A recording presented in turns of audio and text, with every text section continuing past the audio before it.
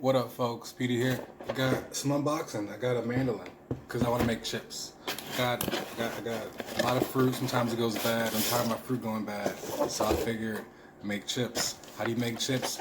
So I'm tired of cutting. I lost my Cutco. I had an amazing Cutco knife. Lost it. So now I bought a mandolin.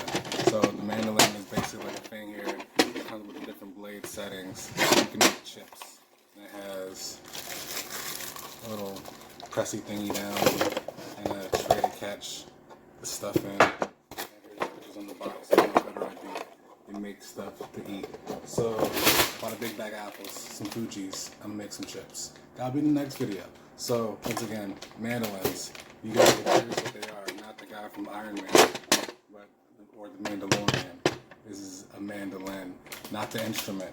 This is a mandolin. Not the language. This is a mandolin. No, these are Fuji apples. This is a mandolin.